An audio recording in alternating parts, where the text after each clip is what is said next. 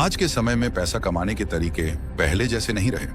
पहले अच्छी नौकरी को ही कमाई का सबसे सुरक्षित रास्ता माना जाता था, लेकिन इंटरनेट ने कमाई की दुनिया को पूरी तरह बदल दिया है। आज आपके पास अगर कोई अच्छी स्किल है, एक लैपटॉप या स्मार्टफोन है और इंटरनेट कनेक्शन है, तो आप अपने घर से ही दुनिया के किसी भी कोने में बैठे क्लाइंट के लिए काम कर सकते हैं। इसी को फ्रीलांसिंग कहा जाता है।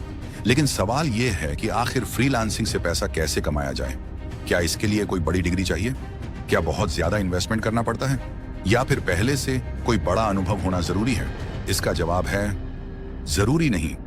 फ्रीलांसिंग की शुरुआत के लिए सबसे जरूरी चीज है एक ऐसी स्किल जिसे कोई दूसरा व्यक्ति या बिजनेस पैसे देकर आपसे करवाना चाहता हो। आज बहुत से लोग video editing, graphic designing, content writing, web development, digital marketing, social media management और वॉइस ओवर जैसी स्किल्स के जरिए फ्रीलांसिंग कर रहे हैं। लेकिन यहाँ एक बात समझना बहुत जरूरी है। सिर्फ स्किल सीख लेने से पैसा अपने आप आपके पास नहीं आएगा। स्किल के साथ आपको क्लाइंट ढूंढना, अपना काम दिखाना और क्लाइंट का भरोसा जीतना भी सीखना होगा। मान लीजिए आपने वीडियो एडिटिंग सीख ली, आप अच्छे वीडियोस एडिट कर सकते हैं, लेकिन अगर कोई आपको जानता ही नहीं है तो आपको काम कैसे मिलेगा? यहीं से फ्रीलांसिंग का असली खेल शुरू होता है। सबसे पहले आपको एक स्किल चुननी होगी। शुरुआत में एक साथ 10 स्किल्स सीखने की कोशिश मत कीजिए। एक ऐसी स्किल चुनिए जिसमें आपकी रुचि हो और जिसकी मार्केट में डिमांड भी हो। अगर आपको वीडियोस पसंद हैं तो वीडियो एडिटिंग सीख सकते हैं। अगर लिखना पसंद है तो कंटेंट राइटिंग सीख सकते हैं। अगर क्रिएटिविटी अच्छी है तो ग्राफिक डिजाइनिंग सीख सकते हैं। अगर टेक्नोलॉजी में इंटरेस्ट है तो वेब डेवलपमेंट या कोडिंग सीख सकते हैं। और अगर लोगों से बात करना अच्छा लगता है तो सेल्स या डिजिटल मार्केटिंग जैसी स्किल्स पर काम कर सकते हैं। स्किल चुनने के बाद अगला कदम है प्रैक्टिस। यहीं पर ज्यादातर लोग गलती करते हैं।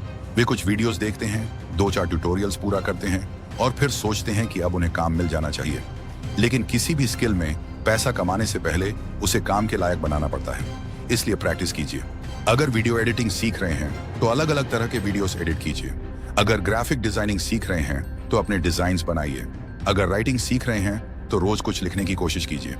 और सबसे जरूरी बात, अपने काम के कुछ अच्छे सैंपल्स तैयार कीजिए। इन्हीं सैंपल्स को देखकर क्लाइंट को पता चलेगा कि आप क्या कर सकते हैं। इसे पोर्टफोलियो कहा जाता है। अब आपके पास स्किल भी है और पोर्टफोलियो भी। अगला सवाल है, क्लाइंट मिलेगा कहां से? इसके लिए कई फ्रीलांसिंग प्लेटफॉर्म्स मौजूद हैं जहां क्लाइंट्स अपनी जरूरत के हिसाब से फ्रीलांसर्स को हायर करते हैं।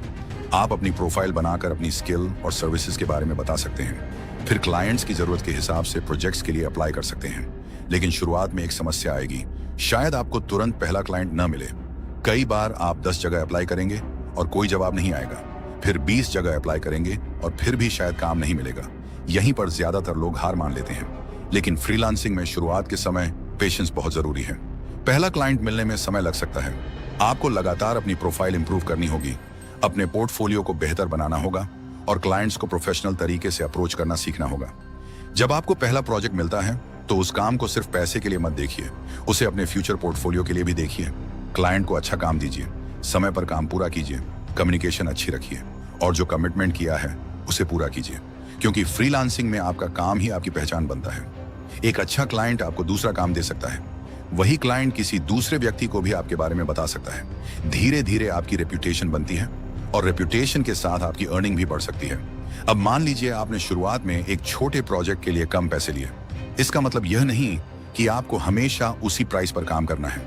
जैसे जैसे आपकी स्किल बेहतर होती है, आपका पोर्टफोलियो मजबूत होता है और आपके पास अच्छे क्लाइंट्स का एक्सपीरियंस आता है, आप अपनी सर्विस की कीमत भी धीरे धीरे बढ़ा सकते हैं। यही फ्रीलांसिंग की सबसे अच्छी बात है। यहाँ आपकी अर्निंग सिर्फ आपके समय पर नहीं बल्कि आपकी स्किल और वैल्यू पर भी निर्भर कर सकती है। लेकिन इसका एक दूसरा पहलू भी है। फ्रीलांसिंग को आसान पैसा समझना सबसे बड़ी गलती होगी। ये कोई ऐसी चीज नहीं है जिसमें आज अकाउंट बनाया और कल से हजारों रुपए आने लगे। आपको स्किल सीखनी होगी, प्रैक्टिस करनी होगी, क्लाइंट ढूंढने होंगे, रिजेक्शन का सामना करना होगा और लगातार खुद को इंप्रूव करना होगा। लेकिन अगर आप कुछ महीनों तक ईमानदारी से अपनी स्किल पर काम करते हैं तो फ्रीलांसिंग आपके लिए एक यूजफुल इनकम सोर्स बन सकती है। और शुरुआत करने के लिए आपको किसी बड़े ऑफिस की जरूरत नहीं है। आप अपने घर से शुरुआत कर सकते हैं। पहले एक स्किल सीखिए, फिर उस स्किल पर प्रैक्टिस कीजिए, अपने बेस्ट काम का पोर्टफोलियो बनाइए, फ्रीलांसिंग प्लेटफॉर्म्स पर प्रोफाइल तैयार कीजिए, छोटे प्रोजेक्ट्स के लिए अप्लाई कीजिए। पहले क्लाइंट को अच्छा काम दीजिए, फिर धीरे धीरे अपनी रेप्यूटेशन और रेट्स दोनों बढ़ाइए। याद रखिए, फ्रीलांसिंग में असली इन्वेस्टमेंट आपका पैसा नहीं, आपका समय और आपकी स्किल है। आज अगर आपके पास ज्यादा पैसे नहीं हैं, तो भी आप शुरुआत कर सकते हैं। हो सकता है शुरुआत में आपकी अर्निंग बहुत कम हो सकता है कई बार रिजेक्शन मिले, लेकिन अगर आप सीखते रहे और काम करते रहे तो यही छोटी शुरुआत आगे चलकर बड़ी अपॉर्चुनिटी बन सकती है। आज की दुनिया में कमाई का मतलब सिर्फ नौकरी करना नहीं है। कमाई का मतलब अपनी स्किल को वैल्यू में बदलना भी है, और फ्रीलांसिंग इसी का एक उदाहरण है। तो अगर आपके पास कोई स्किल है, उसे सिर्फ अपने तक सीमित मत रखिए। उसे इतना बेहतर बनाइए कि कोई दूसरा व्यक्ति आपके काम के बदले आपको पैसे देने के लिए तैयार हो जाए। क्योंकि फ्रीलांसिंग की शुरुआत किसी प्लेटफॉर्म से नहीं होती, उसकी शुरुआत एक स्किल से होती है। और आपकी पहली अर्निंग शायद तब शुरू होगी जब आप यह सोचना बंद कर देंगे कि काम कब मिलेगा, और यह सोचना शुरू करेंगे, मैं ऐसी कौन सी स्किल सीखूं जिसके लिए लोग मुझे पैसे देने को तैयार हों। यही फ्रीलांसिंग का असली रास्ता है। सीखिए, प्रैक्टिस कीजिए, काम दिखाइए, क्लाइंट का भरोसा जीतिए और धीरे धीरे अपनी स्किल को इनकम में बदलना शुरू कीजिए।